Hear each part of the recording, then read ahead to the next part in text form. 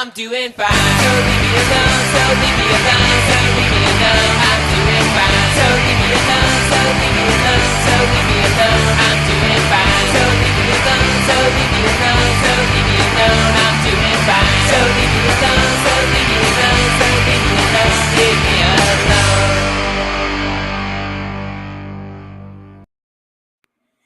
Hey, good buddy Terry Holloman, how you doing? I'm doing solid, Zach. How you doing this afternoon, this evening? This evening, yes, in the Anarchist jurisdiction that we both live in.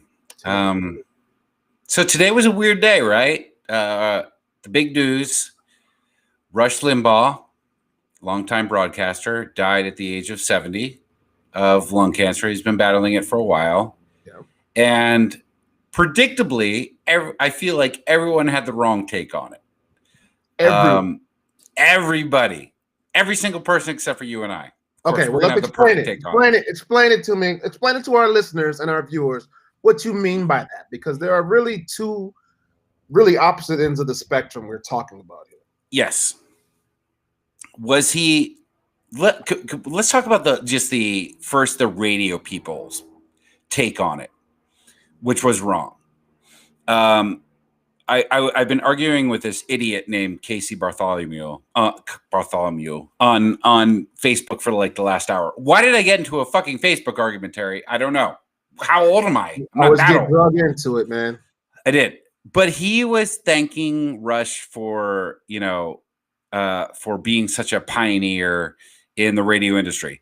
He was anything but. Like, if there's one person that you could point to for really destroying radio, it's Rush Limbaugh, because he became the face of syndication. So instead of a local host that you would have in Des Moines or Cleveland or whatever, people would just buy the Rush Limbaugh show. So there's thousands of hosts, not thousands, but hundreds of hosts that could have had a job, but didn't get a job because Rush Limbaugh got a job. And I'm actually one person. I reversed the trend a little bit. I took over for Rush Limbaugh for a little while, and it did not go well.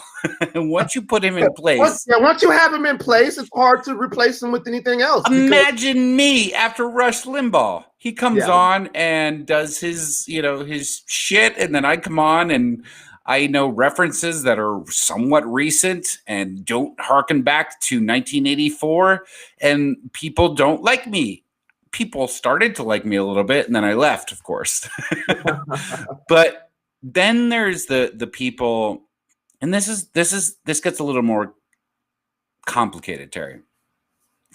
Celebrating his death, and I remember this happening with Antonin Scalia as well.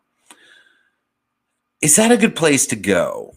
Is that a good place to send out your tweet or whatever it is, how you put your opinion out to the world? Is it good to celebrate any person's death? And I just read a rather even-keeled, I would say, post from this guy named Daniel Borgen, who once interviewed me for Portland's Gay Monthly magazine. I'm not gay, but I've been on the cover of a gay monthly magazine. How did that work out? We'll talk about that another time. I don't want to go too deep into that because I'm sure we can go far. We should get into that, yeah. But he was like, there are people that are going to miss him.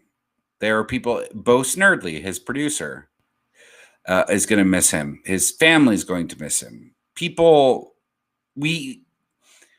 Of course, it's the left. There's no conservatives that are attacking him. There's people on the left who are like, I'm glad he's dead. He did all this harm, blah, blah, blah. I don't know if that's a good route to take. But then he went on to say, like, the first paragraph was, I understand this man had people who loved him and people who cared for him, and they will miss him, and life is precious no matter what. Yeah. But then went on to say, like, how much damage Rush Limbaugh had done to his life, he's gay, which used to be like controversial.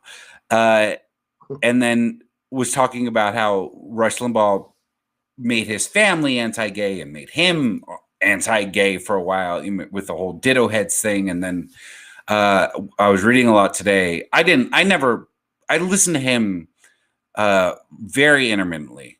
But he used to do a thing called the AIDS update. I don't know if you read about that today, Terry. And this was in the 90s. So he died at 70. This was a 40-year-old man. This isn't something that he tweeted out when he was 17. And he would read the names of people who died from AIDS, and then play, Back in the Saddle again, looking for love in all the wrong places. And eventually, I guess, apologized for it, but did it for a few weeks. So he clearly made fun of people who had died horrible deaths. Right. But does that mean it's okay for us to do it? And I would say no. I don't think that it's okay. I wouldn't send out a celebratory tweet today. I think that is in poor taste, just like it was with Scalia.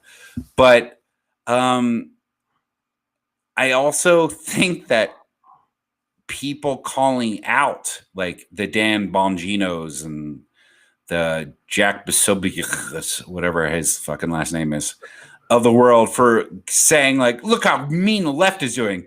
Dude, this fucking guy spent weeks making fun of dead people. So let's all just address that we're all hypocrites. And sometimes, everyone, I feel like there's a lot of people sharing this Clarence Darrow quote today. I've never wished death on a man, but I've had a lot of joy reading obituaries. And that's not an exact quote, but it's similar to what happened. Yeah. Let's all just admit that there's some people we don't like and that we don't care when they die. And then, let's not make this a political thing. This is like to bring it back to our anarchist jurisdictions. When Shama Sawant dies, there's going to be some shit. Oh, yeah. And it's hopefully, all prayers a long time from now. Right. But there's going to be a lot of people who send out. Going to be very happy. Yeah. Happy conservatives in the Pacific Northwest. This isn't a partisan thing. This is just, a dick on Twitter thing. Yeah. And who knows what sort of social media we'll have at that point. Yeah, no shit, right?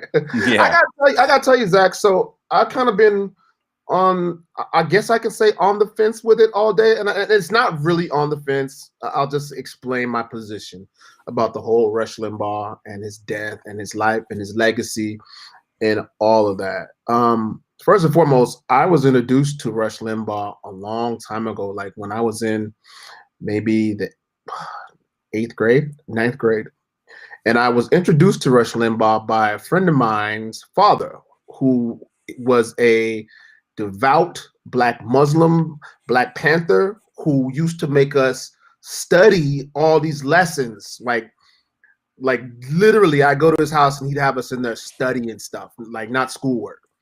But like, and he would say, I want you to read about this guy because this is the enemy. And we would go I would listen to his tapes. Because back then if you didn't have it on syndication, it was Rush Limbaugh tapes. But anyways, long story short, I've known about him for years and years. And I've listened to his like vitriol.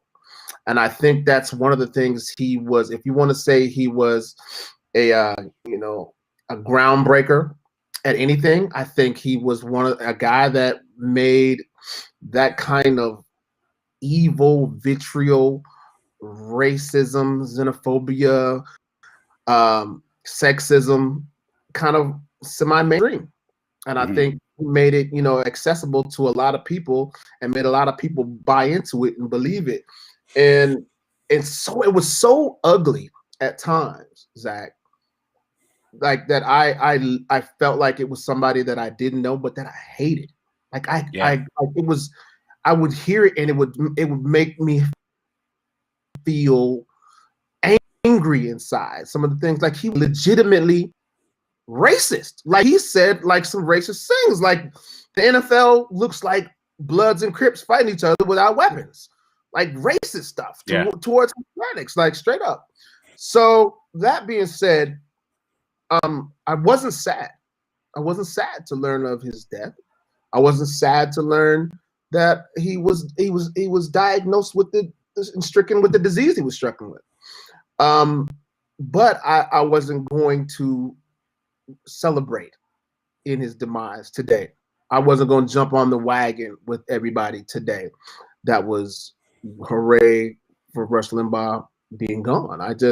There was something in me that wouldn't allow me to get on that train, Zach. And I don't know if it was the human aspect of it, because I know that maybe somebody doesn't like me one day, and if they get online, if something were to happen to me and spouted all this stuff about me, they were glad to see me die, and my kids saw it or my friends saw it. I just wouldn't want that to go down in that nature. And that's just me personally. I might have made a comment or two on somebody else's post, but I didn't make it. Well, here's the thing. Rush Limbaugh was a hypocritical piece of shit, but that doesn't mean that you should celebrate his death, because I'm a hypocritical piece of shit.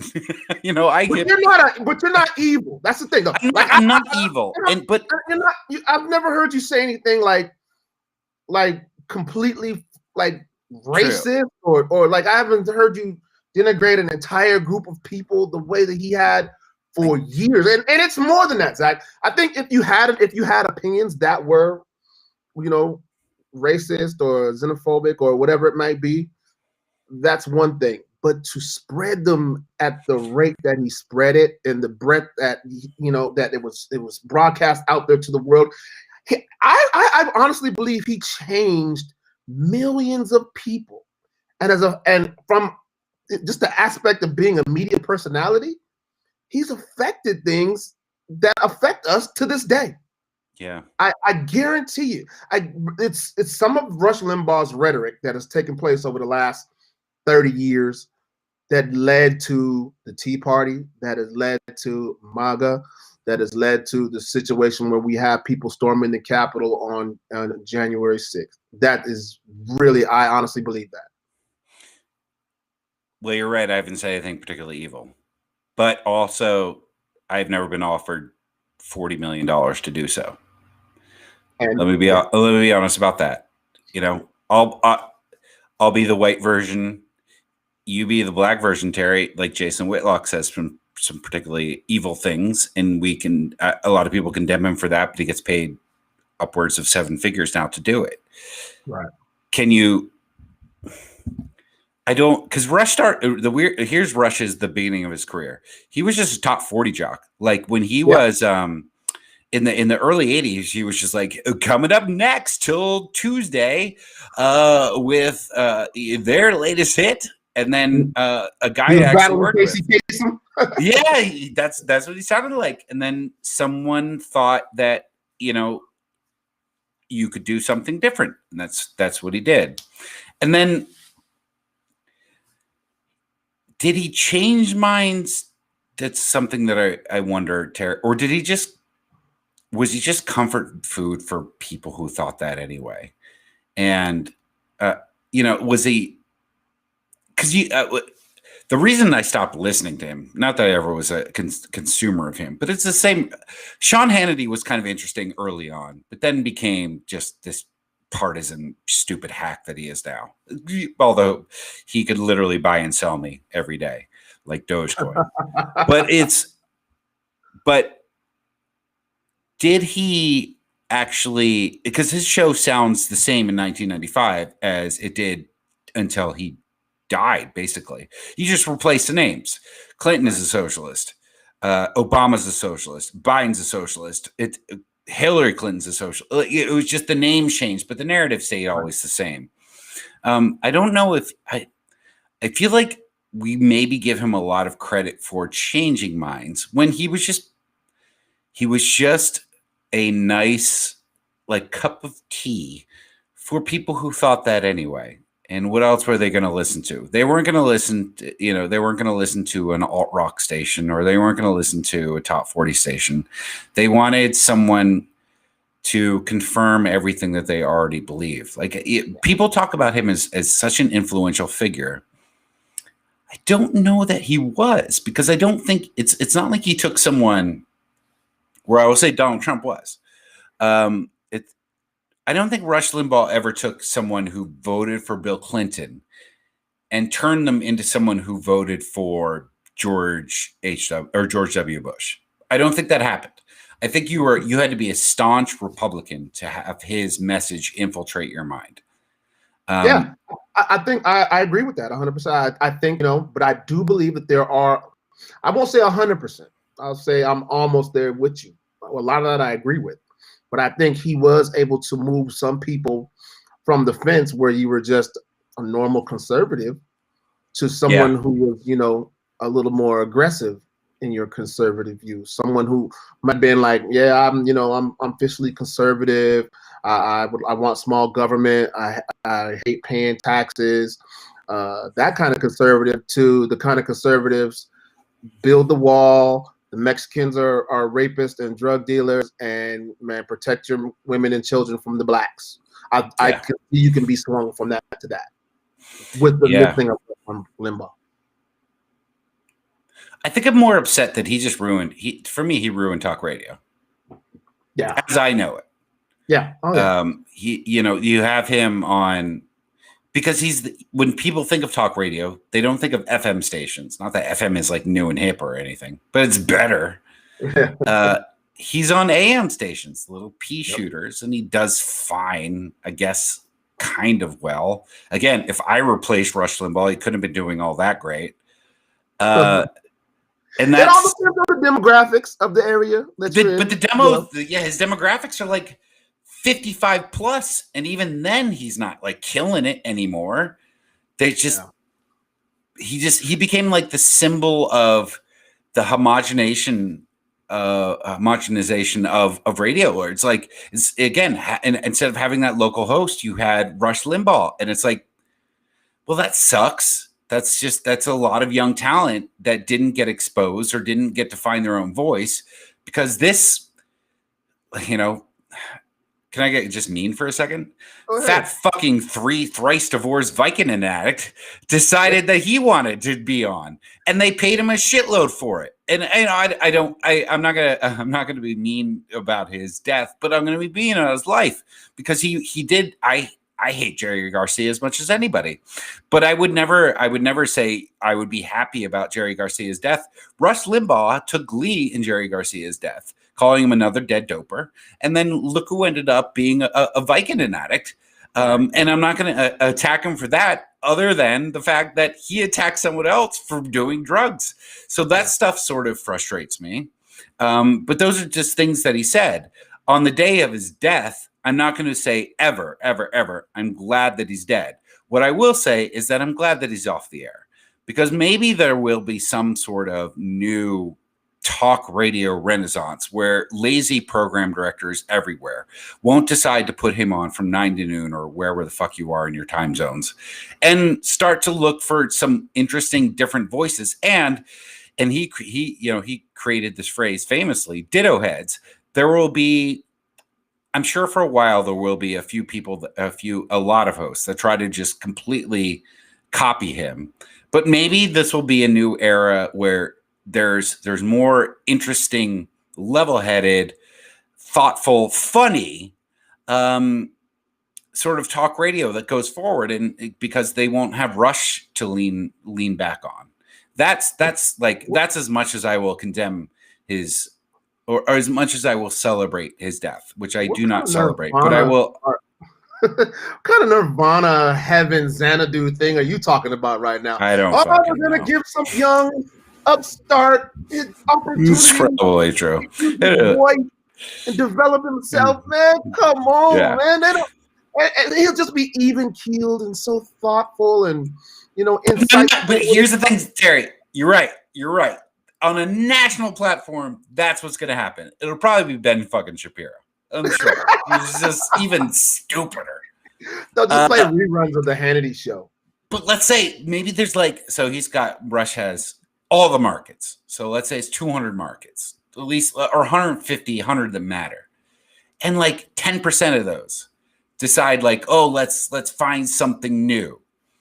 Well, even, most of them will probably turn out to be as vile as Rush was on the air, but maybe a couple won't, and then that's at least sprouting in a new direction. That's positive. But you're right. I do have a utopian view on it. I feel like he's caused so much damage to talk radio, so much, and to hear radio people, thank him for fuck are you talking about?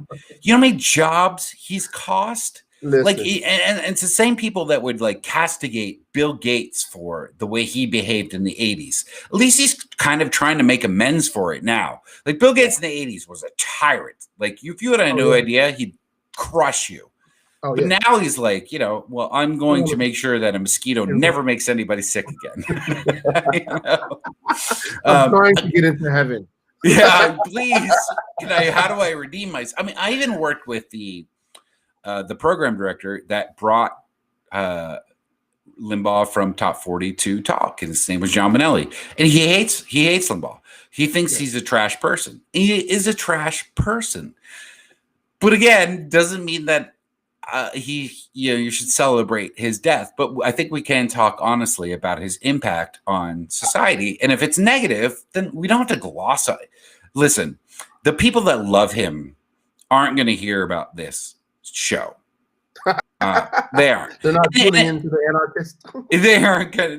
Yeah, two people from the lib loving, West Coast aren't gonna, meet their, they're not gonna actually ever be aware of us. But I think it is fair to talk about his impact, just as we would with, just as we did with someone like Abby Hoffman, or who, tragically killed himself, or any sort of person who is identified with a particular political movement that you may or may not disagree with.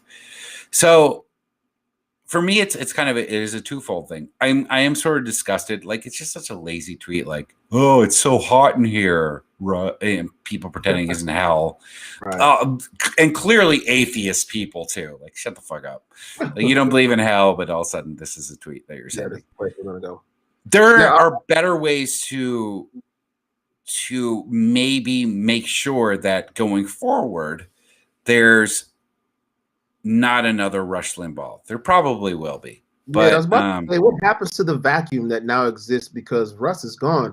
Because honestly, whether you love him or hate him or whatnot, like we've been talking about, you have to admit he occupied so much space, in American radio media, that they have to fill that void with something. And the people that listen to him religiously, and they did. The people who listened to him were religious about Rush Limbaugh. And where do those people turn to now? We got a message from Brandy Larson, who's one of our longtime listeners. She sent us a message here. It says, Russ was able to take the weak-minded and spoon-feed them what they basically already thought. And I think that's kind of what you were alluding to earlier, man. But yeah, where do they go to now? I mean, they were used to eating this stuff. Like, dude, I could do, but that's a weird thing. Is you and I could both do his job if we wanted to. And like, it's not, and it's probably been a bad career decision for me to be somewhat authentic. And you know what? That's exactly, and that's what I wanted to ask you, Zach. And we've been kind of dancing around it. And you talked about how Rush came from a top 40 background to becoming this icon of conservative media. And you believe that a lot of it had to do with the fact that they were paying him ridiculous amounts of money to do what he did. Yeah. You as a person, as Zach Burns, do you think that you could become something that you were not for a specific dollar amount? Like, if somebody wanted to pay you millions of dollars. I did, not to the extent that Rush did. Could I become Rush, the next Rush? No. But during my time at Cairo, like, I have to admit, I wasn't 100% authentic based on the audience, based on the co-hosts. Like, I was at my most authentic, honestly, when I was doing the show with Jason Rantz. And I've been even more authentic doing the show with you here, Terry, because we don't have fucking shit to lose. So, but there is, the question is, I think the better question is, would you remain being a phony after you made enough money to do anything? And that's what because from what I've heard from personal accounts of people who work at Fox News and people who have worked with Rush Limbaugh, is that he's not the person that you heard every day. He doesn't give a shit about any of that. He just knows how to make his money. There was the same with, well, no, I think Don Imus was pretty authentic. He was just a cranky guy. Yeah. Bill O'Reilly was not authentic. Sean Hannity is authentic at this point. Like, he just believes his shit. Yeah. And I get doing that to like make your millions. But once you have your millions, like, this is why I really respect Shepard Smith.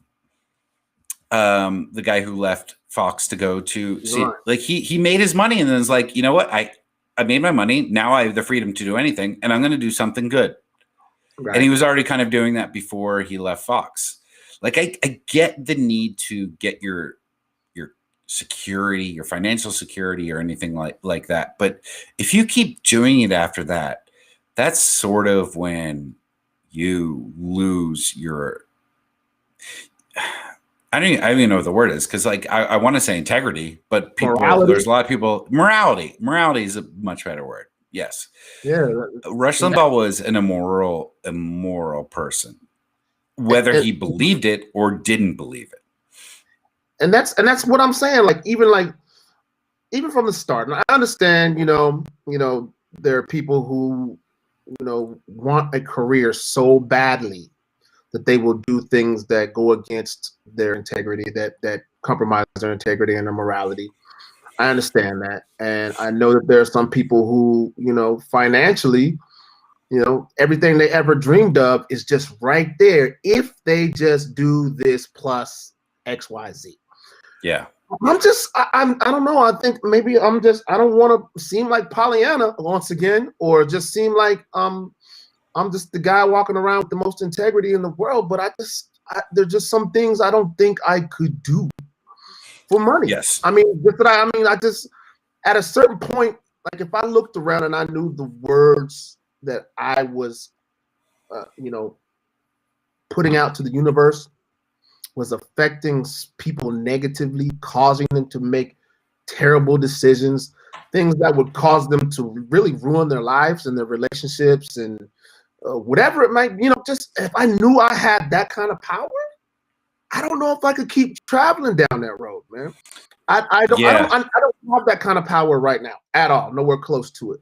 But every day I wake up, I feel this responsibility to my community and the people of this anarchist jurisdiction, and in particular African Americans, to put my best foot forward and not to say things that are going to screw us up, that are going to screw up the people that are listening to me, and to steer them down the wrong road, and to check myself sometimes. So I don't know, and I guess I'd have to be in that position for someone to say, hey, we're going to give you a couple million to say the opposite shit, Terry. And I just believe, and I believe that I wouldn't go down that road. Zach. I believe you too. I believe you wouldn't, and I don't know how far I would go down the road. When I say I was inauthentic, I think it was more in the topics that I avoided. I never said anything I didn't fully believe, other than, you know, defending Lena Dunham, which was just a fun bit. But I did for the sake of, you know what. And this is Rush's fucking fault again, is that talk radio's audience, and it shouldn't be this way. Who likes to talk more than progressives? We love chatting. Right. Conservatives, like, think about your Republican dad. Does he love fucking prolonged conversations about stuff, or is it just like, how you doing today? Fine. How was your day? Good.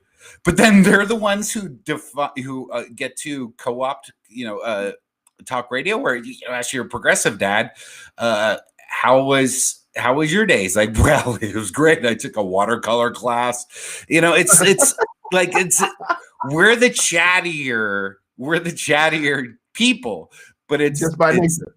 Yeah, but it's conservatives have co-opted talk, but I knew that no matter what station I worked at, and I did this less in Seattle than I did when I had a show in Kansas City, where in Kansas City, I mean, you can imagine, I'm not really talking to Kansas City. I'm talking to Kansas, and they're conservative as hell.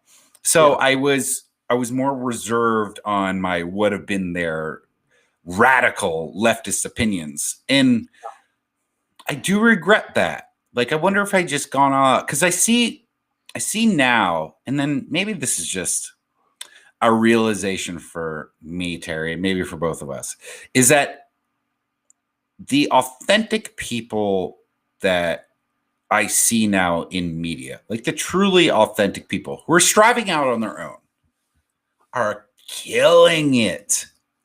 Like, they're doing really much better than those who are like, you know what? I just don't want to upset. I don't care that much about upsetting people. What I care about is saying something that's going to have my Twitter account suspended. But maybe I shouldn't fucking care about that. And maybe that is the one thing that I will salute Rush Limbaugh for, is that he never gave a fuck. Like, he would, like, the things that he said, you know, and never apologized for, maybe cemented a little bit. And maybe that'll be the one lesson that I learned from, again, that chubby Vicodin addict.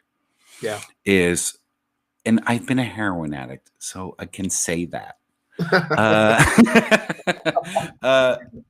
But, you know, I know we're sort of all over the place right now with Rush Limbaugh's death. But it is, I guess the basic bullet points that I wanted of the show is, don't be stupid, Jake Snyder from Minus the Bear, and just send out a tweet, I'm glad he's dead, or whatever. Like, all you're doing is creating a screenshot for somebody else. Even if you feel that way, whatever, don't do that. That lacks the sort of human decency that you always say Republicans don't have. Don't do that. And don't feel that way. You shouldn't feel that way, because there are people that cared about him and people that are really sad tonight.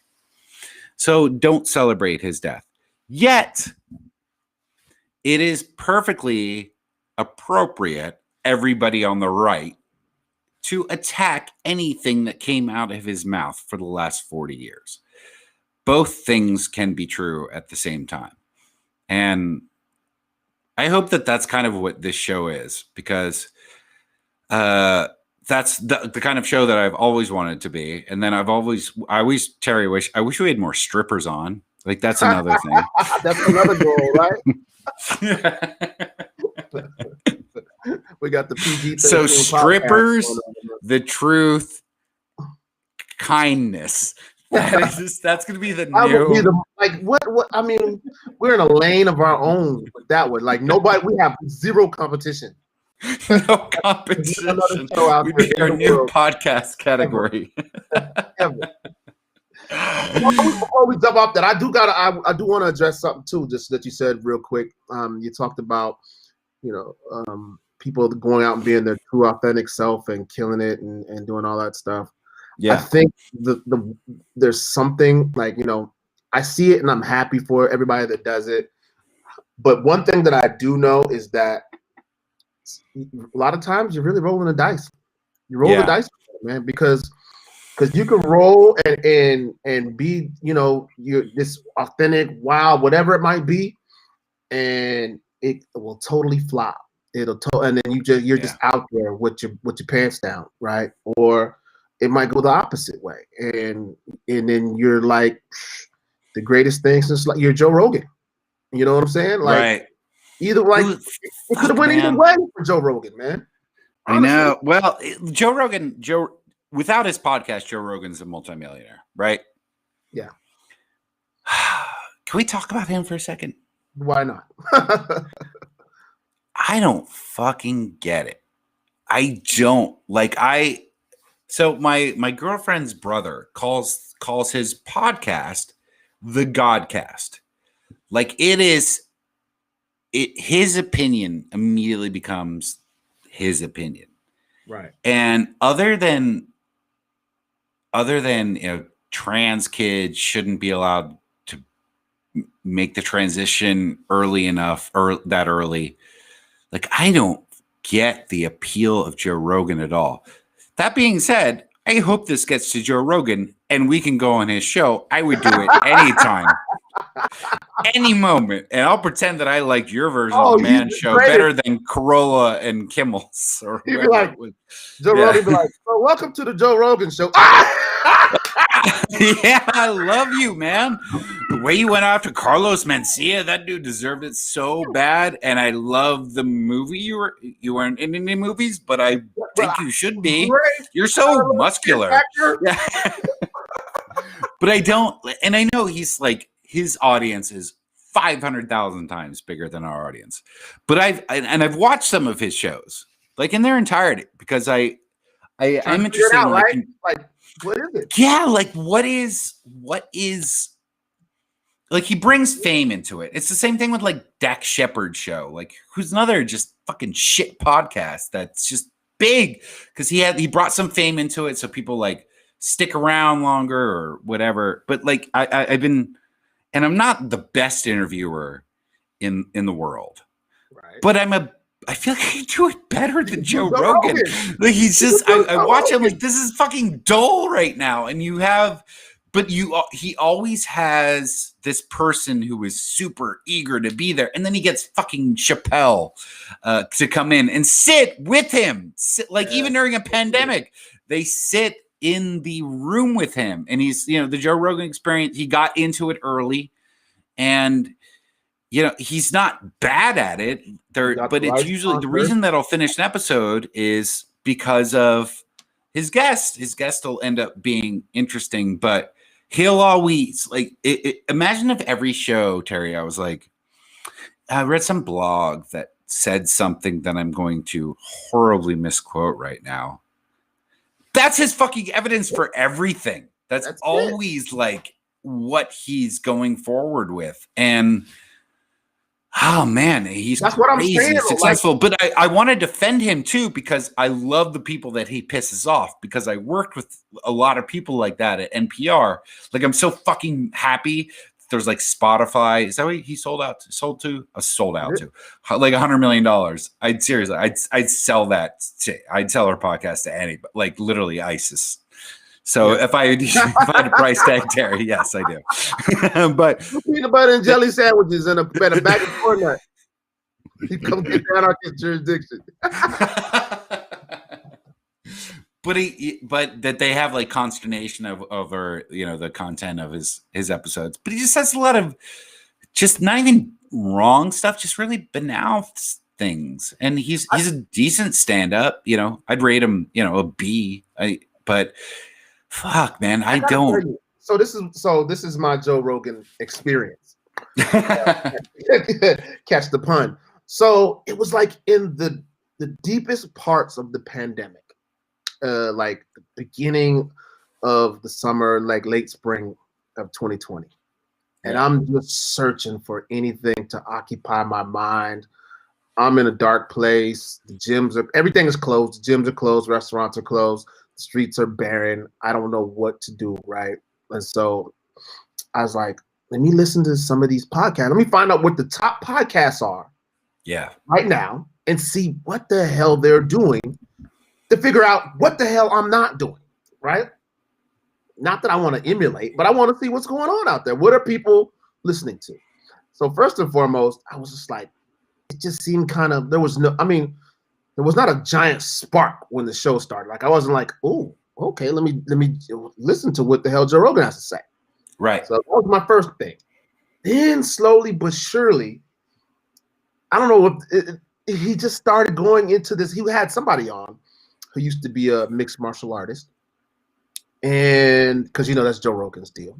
Yeah. And they ventured off into the topic of like psychoactive drugs. And how they're just casual psychoactive drug users. Like they were going through these experiences like, oh, when I take this, when I do this, and I do double hits of this and this and this. And I was like, I can't be here right now. I can't, at this point in my life, in this pandemic, I can't listen to people talk about these out-of-body experiences and tripping off of acid. Yeah. Because it's not conducive to my mental health right now. So that's and then like as I flip through a couple of episodes, I see he that's his bag, like that's his thing, kind of like he likes to partake. Yeah, he does. Wow, you're like 50, dude. You're doing drugs. Good for you. Like, I did all the drugs you did when I was like 17 years old. Why are you talking about it as transformative experience? It's just, you just did drugs because you're probably bored most of the day. Like the rest of us are. Yeah. Hey, toad licking. Chew heroin, Joe Rogan. I would love to see you do that. Do it and then talk about it. Talk about that. 50 million people will watch it. I don't. And I'm not. And again, it's not hate. It's just like sometimes I'm just bewildered by the things that stick and the things that don't. And I got his foot in there, and it just grew and grew and grew to the point where, like you said, Chappelle comes on. Like, I want to go on Joe Rogan's show and go in studio. And I honestly, I gave him a virtual standing ovation when he went literally on stage at the Comedy Store. When Carlos Mencia, who I think is just dreadful, went and just confronted him about stealing jokes. I'm like, this is a great comedy moment. This is awesome. And he's owning him on his own stage. And like, it was basically Mencia's home field. Like, it was his Dodger Stadium. And Rogan went and just owned him on him. I have no animus towards him. I think I just have a full-on misunderstanding of someone who can come on and talk about the PC culture that's ruining comedy while his podcast sells for $100 million, where he says nothing but PC stuff or un-PC stuff. Yep. Supposedly un-PC stuff. Like, I hate it's kind of like the Bill Maher thing, who I guess literally did get fired for not saying something on PC, something more un-American, I guess, where he thought should I say it again? I mean, if he got fired from HBO, we could probably get fired from Restream. So he praised in a weird way the 9/11 hijackers. Yeah. But he's the one who's like, well, you can't say anything anymore. His show on HBO has been on for like 15 years and it's not going anywhere. And that sort of stuff annoys me. Like, you're not fucking dangerous, man. Yeah. You're just Joe Rogan, especially. I will put Bill Maher this far ahead of Joe Rogan in terms of intellectualism. Like, you're not spurring new thought whatsoever. You're just talking to meatheads. Like, most of the people that listen to you now would not listen to Joe Rogan if he were just a big fat blob.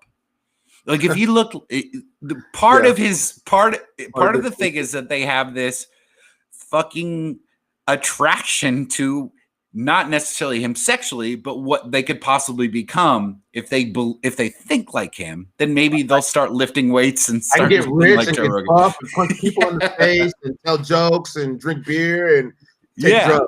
And that could be my life. They want his lifestyle, and I can have $100 million for doing $100 million from one venture. And like you said, he does MMA and he does. He has all kind of supplements, all sorts, all kind of sponsors, tons of stuff. Yeah. I know. The Rogan's not. So I'm not. To be clear, we're not calling for him to be canceled but I think that it's great that he's out there. I think I just don't get it. I don't get it. And there are very successful podcasts, kind of like his, that I do understand. Like, I understand the appeal to them. Because his name, it's not like he's a celebrity for sure, but he's the fact that he became as big as he is. Like, oh my God, he was in like Beverly Hills Cop, and he's not like that guy. Like, oh, it's not like incredible comedians in cars getting coffee. Whereas, like, we're gonna give Seinfeld all the patience in the world to do his boring 15-minute show because it's Jerry Seinfeld. Right. Like, nobody was like, Joe Rogan is my favorite. No one said comedian. No one said actor. No one said host. No one said MMA host. But somehow he's found his niche, and God bless him, because the second most valuable podcast is probably worth 10 grand, maybe. Like, I don't even know whose it would be. So he did it. He did his thing, but. Wasn't that one guy doing really good? The guy that used to be on Adam Corolla. Isn't that his name? Adam Corolla. The guy that used to Adam Corolla. Yeah. That's it. I thought he had a pretty good podcast for a while. I don't know. He does. I don't know what happened. And he's another guy. He's another guy who. So he had a. It's funny. So he worked on the same CBS radio platform that I did, called Free FM. He was the West Coast host. David Lee Roth was the East Coast host, and they both got fired rather quickly. Corolla lasted longer, but he started podcasting really early. Like he's been in it for, I mean, seriously, like since 2006 or 7, which is a long time ago. Yeah. And he does a fine show. It's similar to me to Corolla. It's a lot of, I had to do this. Why don't the kids have to do it? I never thought Corolla was a particularly funny person, but I never disliked him either. Like and I, like it matters, but I wish him all the success. I don't know if he's still as big as he was, but he once was pretty big. But yeah, it's the true crime podcasts. I get the podcasts about cults. I get, like, you get hooked in, and it's got teasers at the end, but these fucking personality driven. I don't know. How do we break into them, Terry? Like, can you join MMA? You're more likely the two of us to do it. I just go around beating up people in the streets, and then we'll put that on air, and it'd be good, right? If I don't go to jail first, is that maybe we'll be super edgy then, and people will want to be, tune in every week to the Anarchist jurisdiction. Yeah. T. Holland, get out of kids on the street. Or every time I do anybody else's show about this podcast, they're like, well, it must be interesting to talk to a black host. Like, well, it's not really like, but maybe that should be the focus. Maybe I'll just be like, white. Hey, Black Terry, what do you think of Hot Pockets? I like them. Hey, white Black. Have you had any fried chicken in 2021? Not the way you have, probably, Black Terry. We're on our freaking way, man. It's so weird. Like, it's almost like people used to question if you ever had like a friend that was a girl. Like, no, that's not possible. You can't have a friend who's a girl. Are we like at the stage now? You just can't have a friend who's black without just addressing that constantly, or a friend who's white who's addressing that constantly. Like, how does he feel about Black Lives Matter?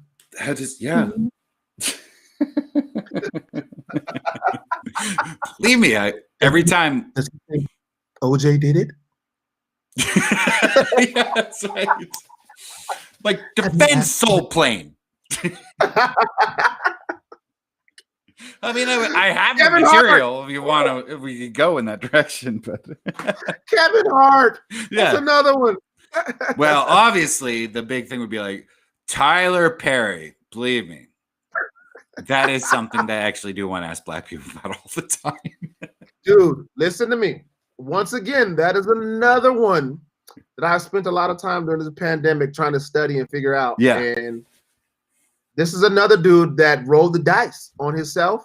Yeah. And it could have absolutely went all the way left. Yeah. But I mean, think about this. Those of you who aren't familiar with Tyler Perry, he did, like, he was doing some theatrical stuff in the late 90s, I think, late 90s, early 2000s.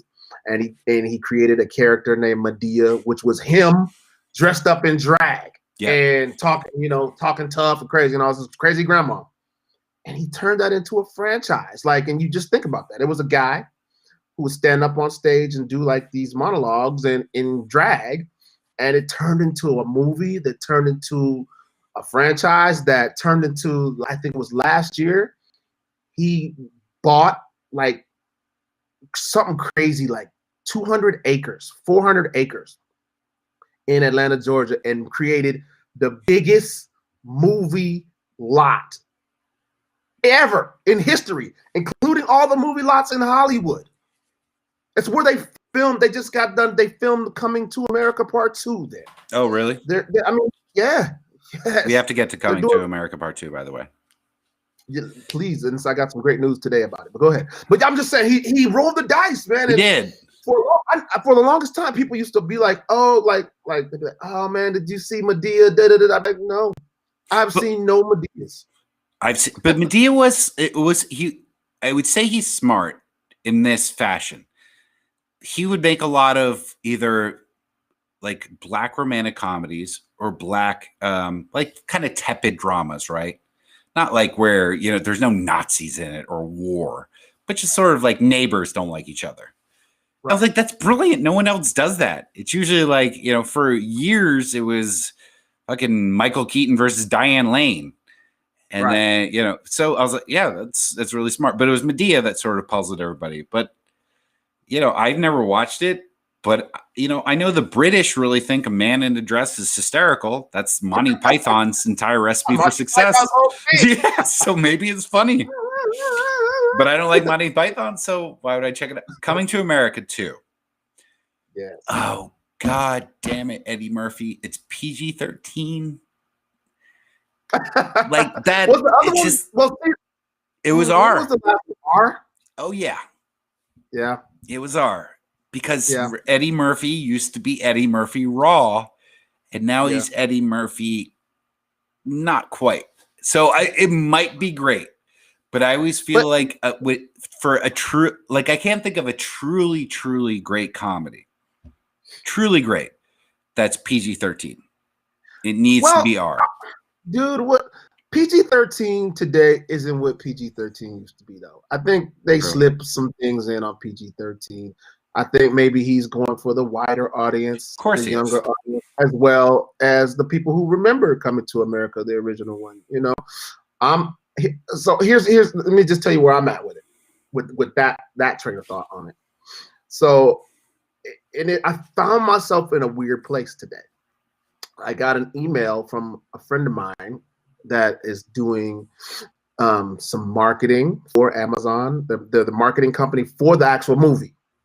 And they said, Terry, do you want? If you want, we will give you, like this. It's the premiere. We want to invite you to the premiere, and it's going to be virtual, and it's going to be like 3 days before it's actually released. We're going to send the package to your house, and this, that, and the third, and you can watch Coming to America with this care package and with this select group of people. I was like, hell yeah. And so then I was like, okay, this is going to be a great family night. I can't wait to tell my kids to come in and sit around the TV and watch Coming to America with me. Yeah. So where my dilemma was, where I was like, holy shit. Would my parents have ever been like, Terry, come watch Coming to America like back in 88, 87? And the answer is hell no. No. I had to sneak and watch it. I had to go to somebody's house and when their parents were gone to watch Coming to America. You had to find the one, and this was true of both movies and music. You had to find the one parent who did not give a shit. And that's where I first saw Risky Business, which is the first time that I saw a naked lady. And I remember it was both thrilling and then also like, nah. Like, what do you do with that? I saw it. But someone had a VHS copy and their parents were always gone. So we watched Risky Business, and at first we were like watching the movie, and then we're like, why are we so we just fast forwarded. And then there's the first, I think, is it Rebecca De Mornay? I think. So Rebecca De Mornay was the first woman that I ever saw naked. Thank you. And it was, yeah. And you're right. Your parents never, most movies that I saw that I remember watching with my parents were Police Academy, Ghostbusters. And then I just didn't watch movies with my parents. Like, you would watch TGIF and the shows that they liked. So I saw a lot of like the A-Team. Yeah. Yeah, I did that too. But I'm just, I remember, we're dating ourselves now, but, like sometimes like dad would come home with a handful of Blockbuster videos. It would be like the ones they were going to watch after we go to bed. And then here's like, Pee-wee's Here's what you get. Yeah, here's what we're watching. And then you take your ass to bed and we're going to watch whatever we watched. Did you only have? Right. Go ahead. Did you only have a Blockbuster in your town? Because we had something called. So we had West Coast Video, and then we had something called Couch Potatoes Video. Oh boy! And Couch Potatoes Video had one of the beaded back rooms. I remember those. Yeah. So we had those. We didn't just have Blockbusters. We definitely had different ones. Had one of those, Starlight Video and whatnot, and they definitely had the beaded room that we would sneak into. Yeah, thrilling. But, so I remember I was in there with my friend, my girlfriend at the time. It was weirdly my girlfriend again now, and then his girlfriend. So we're back there, and we're just seeing shit we've never seen because this is like pre-internet anything. So we're like, what? Why would anybody want that to happen to them? It's right on the cover. And then we see her next door neighbor in there, which forever altered some sort of life for somebody. Because they saw each other all the time. So they had this weird little, like, I'd rather cover up a murder, I think, with somebody than see somebody inside the beaded curtains. The beaded curtains. And of course they like you can't just enter it. You can't just enter it quietly. It has to like clack, clack, clack behind you. Like, oh, someone's in the porn room. Who's the degenerate that's back there looking at porn? Oh, dude. The neighbor. Yeah. I remember those days, and we definitely had, different. Not just the Blockbusters, but those. There was places that were just dedicated to that. Oh yeah, for sure. And just go in. That's a weird time in our history because they kind of just disappeared, right? Like, because I don't, because why would you need them? Why would you need it? Like, why would you need to go pay like $4 to rent one? Or even weirder, going and seeing it in a theater. Can you imagine? Yeah, I mean that was the only. How else would you have gotten it? No, when I first lived in Asbury Park, New Jersey, home of Bruce, sort of. When you would come in from this like real uptight, nice neighborhood called Deal, you would come into Asbury Park, and the first thing you would see is like a porn marquee. Yeah. Whatever the names of the porn films were, and I remember I went in there once because I was doing a student thesis on it. Right. And actually the reason I went in there was to see if they sold concessions, and they do. Like here's your popcorn and Mike and Ike's and stuff. That would probably be the last place I would ever trust a snack. Like, why would you ever like, let me get some stuff to eat at this place? Well, that's like, you're right.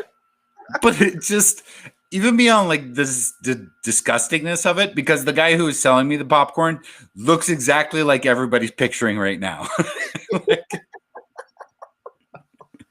But also, how long are you sticking around? Yeah, I'm gonna watch all this scene by scene, like 2 hours of it. Maybe it's a double. Long double matinee. That's a double matinee. We're gonna watch the first one and the second one. Even the first one, who sticks around to the end of a porn to be like, well, I gotta see who the gardener ends up fucking. I gotta watch the credits. I want to know what's gonna happen. Is he gonna deliver the pizza or not? No. But I guess people would. They did. That's crazy. Now you think it is about weird. It is really weird. And that was the Times Square was known for that. I mean, there were porn theaters. Yeah. If you ever watched what's David Simon's the name of his last show? But it's all about that era of when Times Square was just all about, prostitutes and porn theaters. And that's what I know that there's strip clubs, but at least there's a live element to that. And it's not like a film where you're actually just sitting. And I don't particularly like strip clubs either, but the thought of like buying a ticket for a movie that's called like Monster Cock.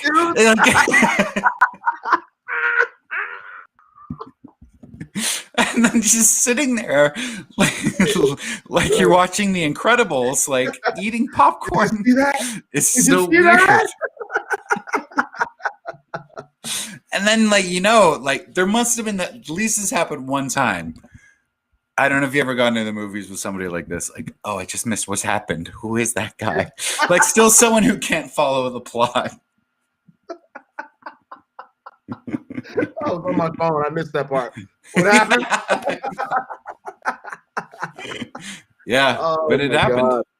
Oh, geez. Yep. Yeah. I'm so glad we have progressed past that. The only thing, Me too. and I'm gonna leave it at this. We can close out on this, Zach. Yeah. And obviously, I'm sure it's gone, and especially now in today's era of COVID, where it's only been a year, right? And our entire perception of everything has changed. It's. I mean, if you think about it, like I thought about this last night. Like I was talking to some of my friends, and I was talking like, when do you think it's going to be that they're even going to open up enough to where you can go somewhere where it's full capacity and you don't have a mask? It's going to be a long time. Like, because I know we're moving into a place now where you can be like 25% open. Where I'm talking like restaurants, bars, and stuff like that, right? You can be 25 with a mask. They're not going to let you go without a mask until the vaccine is like probably completely distributed to everybody, right? So when are we ever going to have that again? But all that to say this, in Seattle, they used to have a place right downtown that you pull up and a giant marquee that says the Lusty Lady. And it was notorious for the Lusty Lady sign out front. The only thing I think would be more awkward than going to a movie, a movie house that showed blue movies would be the Lusty Lady. And from what I understand, the Lusty Lady was you go in and you put money into like a machine, like literally, and the curtain would come up and a lady would be just on the other side of the glass, and you're just in a booth looking at a lady on the other side of the glass, a real life lady. Peep booths. Yeah, that's it. No, they're a big deal. No, they're peep shows. Yeah, they're a big deal in New York for a while, for sure. Yeah. That's just so awkward. It's so weird. It's so weird. So awkward. And like I said, in the times that we're living in now where everybody is turned into a germaphobe, it's just a whole entirely different world, man. I don't know. You did bring up something interesting because it is still tainting my appreciation for films and TV shows that I watched that were shot before the quarantine. Like, the fuck are you all doing in a restaurant together? Right? Like you're like, oh yeah. We used to do that shit. That's right. Oh, that's right. It was shot in 2002. We used to do that shit for our whole entire life. Our whole entire fine. Now, it's weird. We're there. Like, it's that fast. Like, it's odd to see people gather together in groups. You're like, what the hell are they doing? It's so weird. A TV show. Like, ooh. I started watching the show called The Sinner last night. And it's a murder mystery program. I don't know why I just sounded 100 saying that. You from the 50s now? Yeah, I know, right? I tune in every night to 10 a.m. But I'm watching it and I can't. The cops are all so close to each other, yelling at each other. I'm like, you all just murdered each other. Who gives a fuck who actually did it? Like, you all have COVID now. You're all dead. Yeah. You're the murderer. That's my exact point. When I was talking to my friend last night, I was like, even if like we get this thing down to where it's like minimal levels of positive COVID patients walking around, our people are just. I think people are different now. I think our society is different now. I don't know if and when it'll ever go back to the same, because people, even in the most safe situations, people are looking at each other like, you don't have a mask on. I know. You're within 6 feet of me. I feel uncomfortable with this right now. And I was just really thinking about, I made a post about it the other day, was going out downtown in Pioneer Square back 2 years ago, 3 years ago, 5 years ago, and you'd be packed in a bar like all night long, like with drinks spilling on each other, and oh, excuse me, dude, my bad. Hey, how you doing? And all that stuff, right? And then when it's over, what do? You go outside and stand in a line to get a hot dog with 100 other people like this, like I want cream cheese and onions, and you're just like, and that was our existence, and I don't know when it's ever going back. I don't know. I don't either. Yeah, because it's hard to flip that switch off now that it's so ingrained for us, Yep. One last thing. I know we're going over tonight, but did you know this? Because you told a story a few episodes ago. Actually, it's been quite a while, but you met Suge Knight, and you were offered a deal to Death Row Records, but then Suge Knight murdered him. Well, some other things happened in the process, but even that. I mean, when someone murders someone. Yeah. Did you know that Hasbro Toys, who make My Little Pony, own the rights to Death Row Records? So had you gotten that deal, technically, if they were still selling the rights to your music, you would be a Hasbro Toys employee. That's fucking bananas. Come true, though. Who didn't want to be part of Hasbro growing up, man? Hasbro had the coolest toys, man, when we were kids. Absolutely. G.I. Joe. All that. Yeah. So that's what you learn. I had no idea. The things you learned from Zach Burns. It's one of those things you read and then you're like, well, I wish I had someone to tell this to. And I was like, well, I should tell it to Terry. Yeah, because he murdered someone with Suge Knight one night. That's how the story went, right? He met at Mike Tyson's party and they went off and killed somebody. Got away. All right, man. Well, patreon.com/Burns and Holla. This will be uploaded soon. Share this if you possibly can. It helps us out. And we'll talk to you soon.